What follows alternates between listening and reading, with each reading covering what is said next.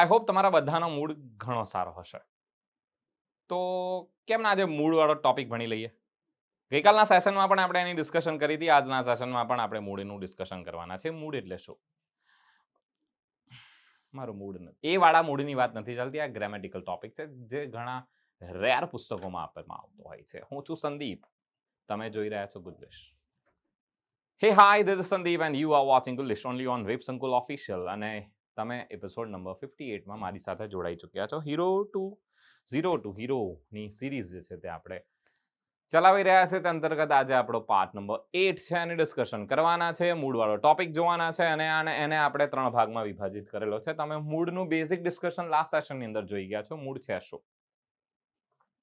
તે વર્બની એક ફેમિલીનો ભાગ છે અને યસ, બહુ મજાનો ટોપિક છે. જે બોલનાર એટલે કે જે સબ્જેક્ટ હોય છે અથવા તો જે વ્યક્તિ છે જે પોતે સ્પીકર છે, તે સ્પીકર પોતાનો મૂડ રજૂ કરે છે.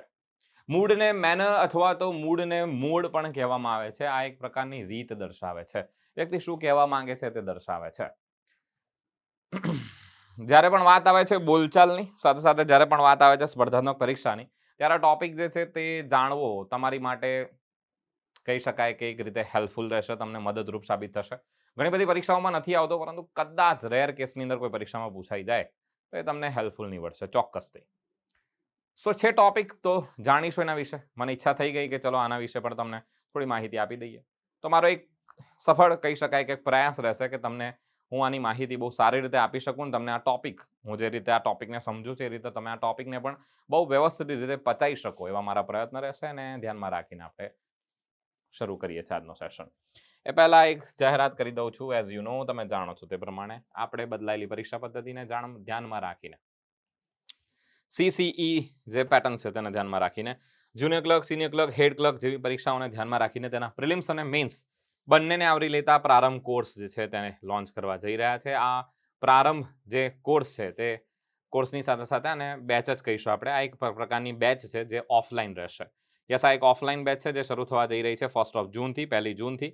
ટાઈમિંગ છે 5 વાગ્યાથી માંડીને 8 વાગ્યાનો, એટલે 3 કલાકના લેક્ચર રહેશે. ડ્યુરેશન છે 6 to 8 months. એન્ડ તમને જે નંબર આપેલા છે તેના પર તમે કોન્ટેક્ટ કરીને તમે પોતાનું રજીસ્ટ્રેશન વગેરે કરાવી શકો છો. અને યસ, આ તમને જે એડ્રેસ છે, આપણું નવું એડ્રેસ છે સરગાસન ખાતે, ખ0 સર્કલ જે છે તેના પર તમે જઈને રૂબરૂમાં જઈને પણ પોતાનું રજીસ્ટ્રેશન, એનરોલમેન્ટ તમે ત્યાંથી રજીસ્ટ્રેશન કરાવી શકો છો. મૂડનો અર્થ શું થાય છે? અહીંયા લખેલું છે મૂડ, વિચ મીન્સ મૂડનો અર્થ થતો હોય છે mood means which means mode. આને આપણે મોડ કહીશું, અથવા તો આ એક પ્રકારનું કહી શકાય કે મેનર પણ દર્શાવે છે. આને મૂડ અથવા તો આને મેનર અથવા તો તમે મૂડ કહી શકો છો, જેને આપણે મૂડ કહેતા હોઈએ છીએ. ચલો સાહેબ, હવે આ મૂડ વિશે થોડી માહિતી મેળવીએ. તો સર, આ મૂડ જે છે બિલકુલ સામાન્ય ટોપિક છે. મૂડના મુખ્યત્વે 3 પ્રકાર પડશે: ઇન્ડિકેટિવ મૂડ, એના પછી ઇમ્પરેટિવ મૂડ અને સબજંક્ટિવ મૂડ. સબજંક્ટિવ મૂડ વગેરેની આપણે માહિતી ગઈકાલના સેશનમાં મેળવી લીધી છે. એના પ્રકારો વિશે પણ ગઈકાલના સેશનમાં આપણે માહિતી મેળવી ચૂક્યા છે. આજના સેશનમાં આપણે ફક્ત ને ફક્ત આપણે એને વિભાજિત કરી દીધા છે. 3 મૂડને હું 3 લેક્ચરમાં અલગ અલગ રીતે ભણાવીશ, એટલે જેથી તમને વસ્તુઓ બહુ ક્રિસ્ટલ ક્લિયર રહે અને સેપરેટલી એટલે તમે આરામથી એ વિડીયોને જે છે ચેકઆઉટ કરી શકો. આજના સેશનમાં ફક્ત ને ફક્ત આપણે ઇન્ડિકેટિવ મોડની મૂડ જે છે એની ચર્ચા કરીશું. મોડ શબ્દ એટલે બોલી રહ્યો છું કેમ કે આનું બીજું નામ મોડ પણ છે, મેનર પણ છે, રીત પણ છે. ઇન્ડિકેટિવ મૂડ ઇન્ડિકેટ કરવા માટે યુઝ થતું હોય છે. સામાન્ય રીતે તો કહી શકાય કે મૂડ નામનો જે શબ્દ છે એ પોતે લેટિન શબ્દ પરથી ઉતરી આવ્યો છે, જેના પરથી એક શબ્દ બીજો પણ બનતો હોય છે. આને મોડસ કહીએ છીએ, જેને રીત કહેવાય છે. એટલે તમે એક શબ્દ પણ આનાથી બીજો બનતો હોય છે, જે છે મોડસ ઓપરેન્ડી. નહીં કહેતા આ ગુનામાં આ ક્રિમિનલની મોડસ ઓપરેન્ડી છે. એટલે તમે એલું ધૂમ 2 મૂવી જોયું હોય કદાચ, તો એની અંદર એલો એ નામનું ચિહ્ન, ઋતિક રોશન એ નામનું ચિહ્ન મૂકીને જતો હોય છે. જ્યાં ચોરી કરીને જાય ને ત્યાં પોતાનો એક સાઇન છોડીને જાય. એની મોડસ ઓપરેન્ડી છે, એની રીત છે, મેનર છે. સો ઇન્ડિકેટિવ મૂડ જે છે તે શું કરે છે? તો કે ઇન્ડિકેટિવ મૂડ જે છે તે હકીકત દર્શાવે છે. હકીકત દર્શાવવા માટે પ્રશ્નાર્થ વાક્યોમાં સાથે સાથે ઇફથી શરૂ થતા જે કન્ડિશનલ સેન્ટેન્સીસ છે એની અંદર પણ, શરતી વિધાનો છે એની અંદર પણ આનો ઉપયોગ થતો હોય છે. આવો જાણીએ અને સમજીએ ઇન્ડિકેટિવ મૂડ જે છે તે કેવા પ્રકારનો હોય છે. ભાઈ, આને લોડ ના લેશો તમે લોકો, આને લોડ નથી લેવાનું તમારે. આ બિલકુલ સિમ્પલ ટોપિક છે. ખરેખર કહી શકાય કે લોકોને એવું લાગશે કે સર આ કાળ વગેરે દર્શાવે છે, આને કાળ વગેરે સાથે લેવા દેવા નથી, આને વર્બ સાથે લેવા દેવા છે. તમે કયો ક્રિયાપદ વાપરો છો તેના સાથે લેવા દેવા છે. ગઈકાલના સેશનમાં મેં તમને આ વસ્તુ ઓલરેડી ક્લિયર કરી ચૂક્યો છું. ધ્યાનથી સમજજો હું શું કહેવા માંગુ છું.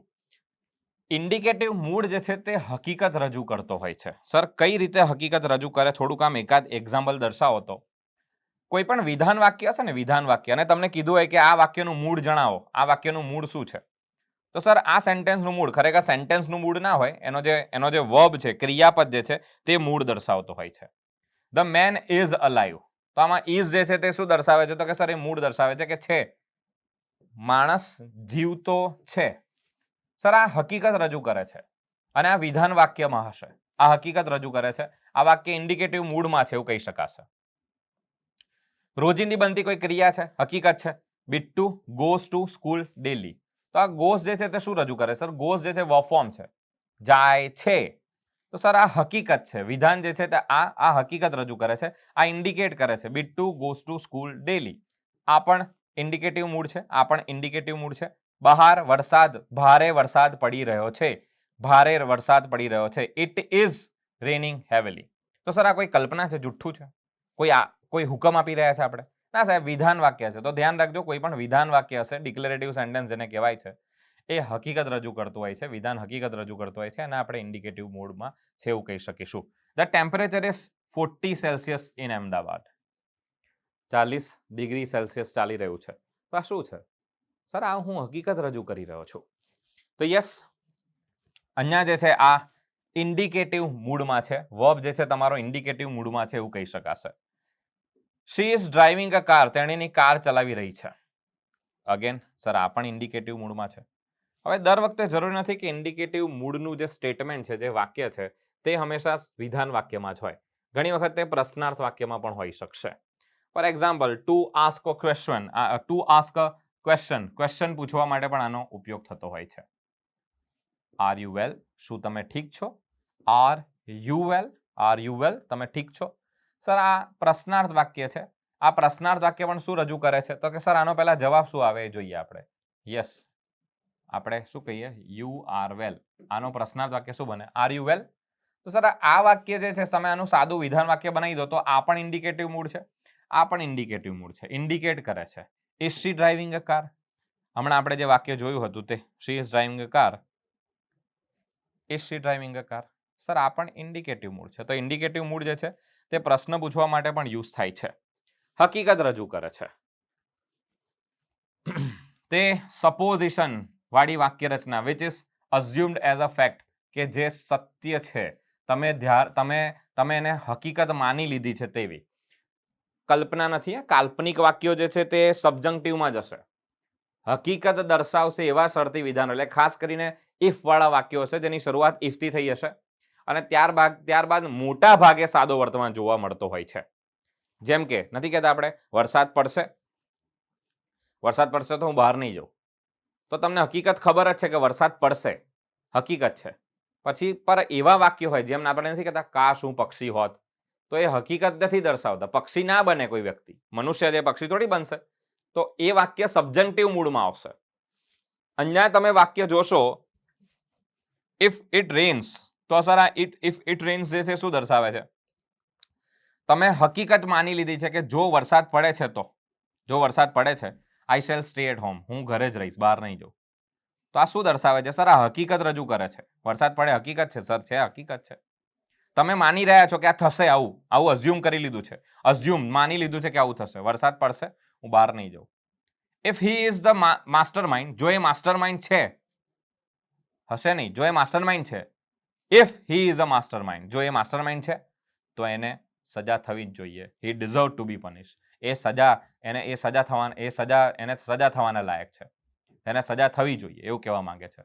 તો સર આ હશે, જો તે માસ્ટર માઇન્ડ હશે? ના, જો તે માસ્ટર માઇન્ડ છે એટલે તમે ધારી લીધું કે માસ્ટર માઇન્ડ કોણ છે? એ જ છે. ઇન્સ્ટેડ આ તમે શું કરી રહ્યા છો? સર સપોઝન કરી રહ્યા છો. સપોઝ જો તો કરી રહ્યા છો, પરંતુ આ જો હકીકત વાળું છે. જો તે માસ્ટર માઇન્ડ છે તો એને સજા થવી જોઈએ. જો એ કદાચ વદાચ નહીં, એ માસ્ટર માઇન્ડ છે, એને સજા થવી જોઈશે. તો યસ, આ સપોઝિશન વાળા વાક્ય જે છે તે ધ્યાન રાખવાનું. અને ખાસ કરીને મેં તમને કીધું કે ઇફ પછી તમને સાદો વર્તમાનકાળ જોવા મળશે. અહીં આ ઇફ પછી અહીંયા પણ તમે સાદો વર્તમાનકાળ જોઈ શકો છો. આ બંને જે છે તે શું દર્શાવી રહ્યા છે? આ જે છે તે તમને ઇન્ડિકેટિવ મૂડ જે છે તે દર્શાવી રહ્યા છે. ચલો, સો આ સેશનની અંદર આપણે ઇન્ડિકેટિવ મૂડની માહિતી મેળવી છે. ઇન્ડિકેટિવ મૂડ એટલે શું? પહેલા તો મૂડ એટલે શું તમે તમને કીધું છે. આ એક કહી શકાય કે ભાઈ લેટિન ભાષાના શબ્દ પરથી ઉતરેલો છે. મોડસ નામનો શબ્દ છે ભાઈ. મોડસ નામના શબ્દ પરથી મોડસ ઓપરેન્ડી નામનો શબ્દ બને છે. રીત જેને કહેવાતી હોય છે. ક્રિમિનલ્સની વગેરેની રીત હોય છે ને, આની મોડસ ઓપરેન્ડી શું છે વગેરે વગેરે. નથી કહેતા ભાઈ આ ગુનો કરવામાં મોડસ ઓપરેન્ડી શું રહી છે વગેરે વગેરે. ચલો, એના પછી આપણે એના 3 ઉપયોગો જોયા છે. પહેલા તો આ શું રજૂ કરે છે? સર, આ હકીકત વિધાન રજૂ કરે છે. આવું હશે. ગઈકાલે આપણે એવું ભણ્યા હતા, એલું આઈ વિશ વાળું વાક્ય. હું ઈચ્છું છું કે એમની પાસે ઘર હોય. હું ઇન્સિસ્ટ કરું છું કે એમના પાસે ઘર હોય. તો શું એમના પાસે ઘર છે? નથી. તો સર એ સબજંક્ટિવમાં જશે. તમે ધારો છો પણ ખરેખર એવું છે નહીં. પણ આપણે ધારીએ છીએ ને આપણને ખબર છે આવું છે, તો યસ એ ઇન્ડિકેટિવમાં જશે. જેમ કે તમે સપોઝિશન વાળું વાક્ય આ જોયું હતું. કયું? આ ઇફ ઇટ રેન્સ, વરસાદ પડે છે. જો વરસાદ પડે છે તો હું ઘરે જ રહીશ. If he is the mastermind, જો એ માસ્ટરમાઇન્ડ છે તો તમે ધારી લીધું કે એ માસ્ટરમાઇન્ડ છે.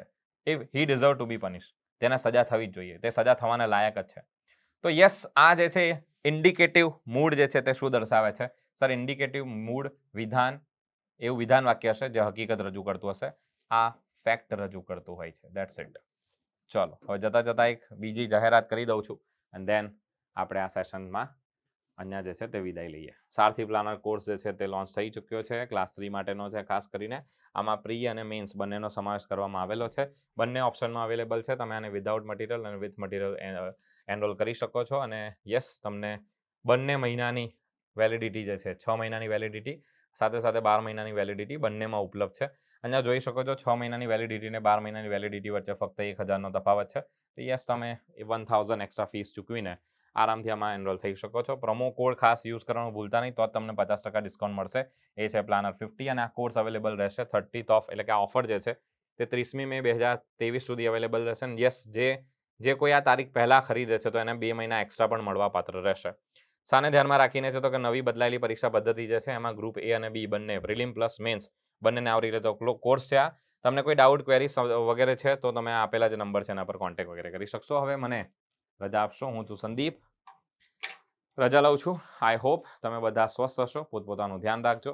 પોતાના માતા પિતાનું ધ્યાન રાખજો. સ્વાસ્થ્ય સાચવજો. Take care. જય હિન્દ, જય ભારત.